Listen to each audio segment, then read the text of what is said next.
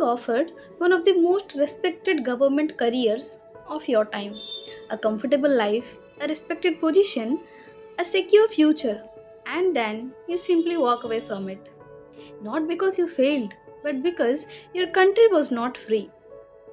That was Subhash Chandra Bose, the man India would one day call Netaji.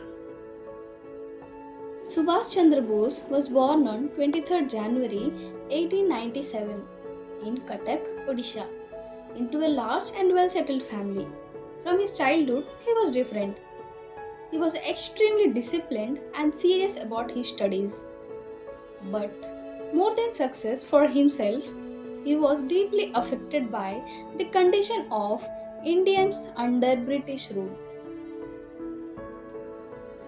He went to England for higher studies and achieved something remarkable.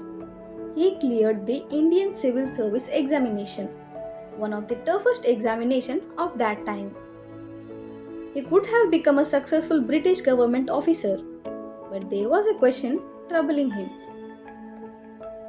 The question: how could he serve a government that was ruling his own people? And finally, he made a decision.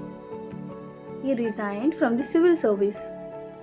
Think about the courage behind that decision. He had secure future in front of him and he deliberately chose uncertainty. He returned India and joined the freedom struggle, working closely with leaders of Indian National Congress. But Subhash was not someone who was comfortable waiting. He wanted complete independence and he wanted it without delay. His difference with the Congress leadership, particularly over how India's freedom should be achieved, eventually became serious. In 1938, he became the president of Congress, and in 1939, he was elected again. But his difference with senior leaders continued, and eventually he resigned. He then formed the Forward Bloc, determined to unite people who wanted a more aggressive struggles against British rule.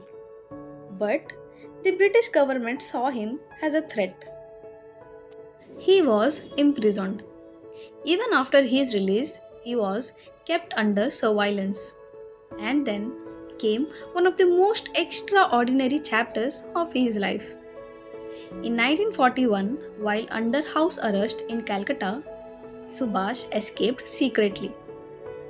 He disguised himself and traveled across India, eventually reaching Europe. From there, he continued searching for international support for India's independence. Later, he traveled to Southeast Asia and took leadership of the Indian National Army, the Azad Hind Fauj. Thousands of Indians joined him, and Netaji gave them something more powerful than military orders. He gave them a dream, a free India. He established the Provisional Government of Free India, known as Azad Hind, in 1943. And then came one of his most unforgettable call: give me blood and I will give you freedom. He wasn't promising an easy road. He was asking people to sacrifice. Women also played an important role in INA, the Rani of Regiment, commanded by Captain Lakshmi Sahagal, because one of the most remarkable women's military units associated with the independence movement. Netaji wanted his army to march towards India. His famous call was Dilli Chalo. The INA fought alongside Japanese force in the Burma campaign and reached the northern frontiers of India.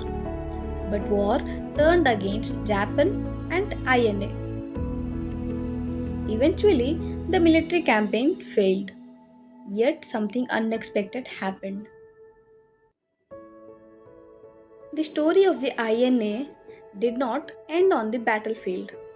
When INA officers were put on trial by the British at the Red Fort, their trials created enormous public sympathy and anger across India. People who never personally met Netaji began seeing INA soldiers as heroes.